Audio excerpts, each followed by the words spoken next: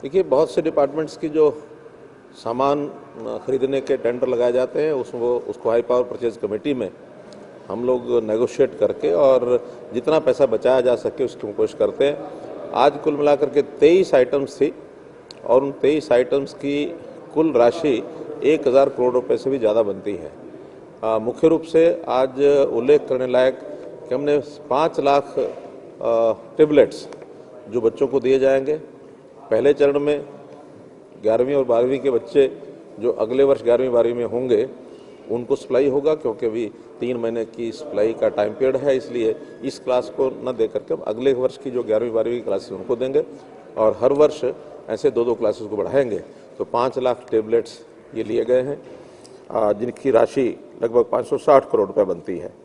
ऐसे ही किसानों के जो ट्यूबवेल्स की डिमांड है उसको देखते हुए 15,000 ट्यूबवेल्स के जो कनेक्शंस हैं वो लगाने के लिए भी आज हमने टेंडर्स जो हैं 7 टेंडर वो भी क्लियर किए हैं, जिसकी राशि लगभग 350 करोड़ ये बनती है।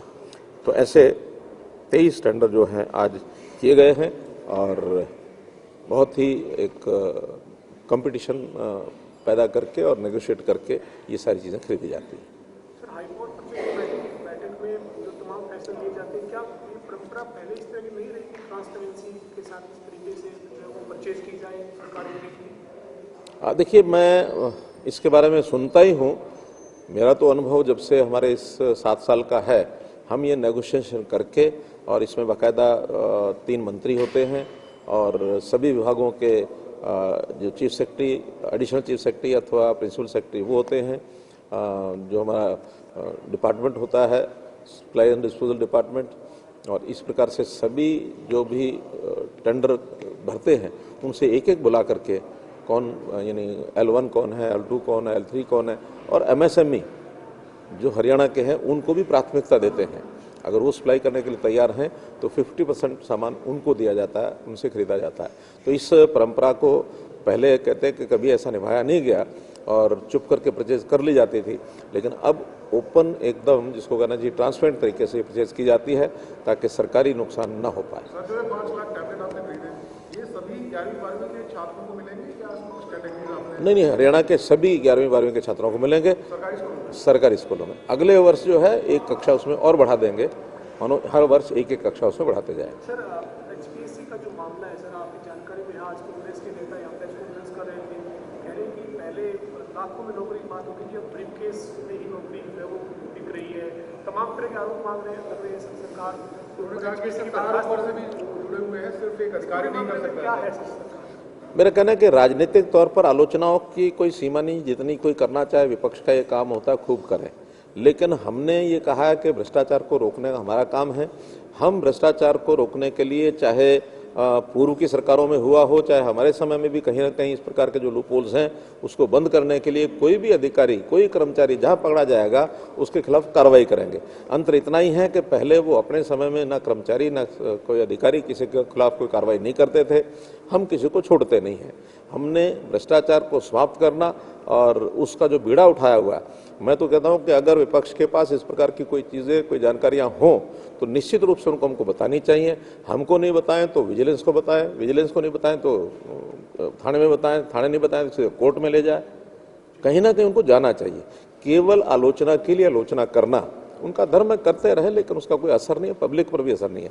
पब्लिक आज जानती है कि गरीब परिवारों में किस प्रकार से नौकरियां मिल रही हैं, और हमने तो ऐसे परिवार जिनके अंदर नौकरी नहीं है उसके घर, उसके परिवार के सदस्य को यानी एप्लीकेंट को 5% मार्क्स, बल्कि 10% मार्क्स बाकी चीज़ों को मिला करके मिलते थे, जो हमने अभी 5 किए हैं। लोगों की डिमांड के ऊपर ये 10% थोड़ा ज़्यादा लगते हैं तो उसको वापस 5% किया है, और बाकी जो और श्रेणियां हैं जिनको लाभ मिलना चाहिए उनको ही मिलता है। और जिस कारण से आज बच्चे पढ़ाई की ओर आकर्षित हो रहे हैं, चाहे कोचिंग सेंटर्स है, चाहे स्कूल शिक्षा है, चाहे कॉलेज शिक्षा है, सब में बच्चों की रुचि बनी है। अब जो फिर वही मैं शब्द बोलूँगा, पर्ची और खर्ची कभी नहीं चलेगी। आगे भी हमने रास्ते बंद कर दिए, कोई इस रास्ते पर आ भी नहीं सकेगा। ऐसे बहुत लोग मैं जानता हूं जो अब यानी शेखी बघारते थे कि मैंने अपने क्षेत्र के अंदर इतने लोगों को नौकरी दिलाई, मैंने अपने क्षेत्र में इतने लोगों को दिलाई। आज कोई भी प्रतिनिधि, जनप्रतिनिधि ये नहीं कह सकता कि मैंने दिलाई।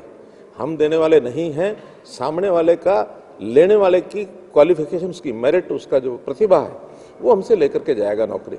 उसका एक सिस्टम है, सिस्टम में कोई लूप होल है तो उसको चेक करना ही हमारा काम है। सर, अनिल नागर के ऊपर जो आरोप लगा है, सबसे अनिल नागर उसके ऊपर जो आरोप लगा एचपीएससी के दफ्तर के अंदर पैसे बरामद होना या फिर ओएमआर सीट मिलना, टर्मिनेशन जैसी कोई सख्त कार्रवाई भी कर सकते हैं? एचपीएससी के दफ्तर में कोई पैसा नहीं मिला है, केवल उनके घर में मिले हैं, उसके बटुए से पर्ची मिली है, उसकी सारी की तहकीकात हो रही है। जो लोग पकड़े गए हैं उनको अभी रिमांड पर लिया हुआ है। जहां जहां तक विजिलेंस का हाथ पहुंचेगा वहां वहां उन कल्प्रिट्स को पकड़ा जाएगा। इससे पहले भी हमने पेपर जो कैंसिल किए थे, जो पेपर लीक हुए थे उसको कैंसिल किए तो 48 लोग उसमें पकड़े गए हैं। और उसकी जो जड़ें हैं वो केवल हरियाणा के अंदर ही नहीं, वो हैदराबाद है, वो यानी नोएडा है, जम्मू कश्मीर है।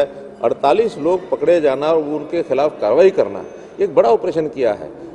कांग्रेस के समय में केवल 7 या 8 एफआईआर हुई, किसी के खिलाफ कोई कार्रवाई नहीं हुई।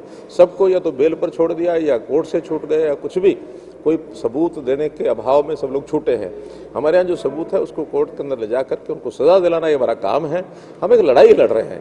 विपक्षी जो आज बोलते हैं उन्होंने अपने समय में उस लड़ाई को भी लड़ा नहीं, हिम्मत ही नहीं की उस लड़ाई को लड़ने की।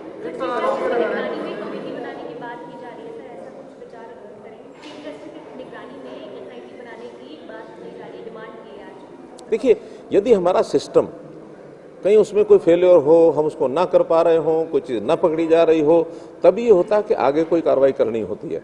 जब हमारा सिस्टम सक्षम है, आज हमारा विजिलेंस डिपार्टमेंट उसको गहराई तक जा करके पकड़ चुका है, आगे भी वो चीज़ें चल रही हैं, तो हमें अपने सिस्टम पर भरोसा है। जिस दिन सिस्टम के काबू से बाहर चीज़ हो जाएगी उस दिन हम ये सारी चीज़ों का एजेंसी का उपयोग करेंगे।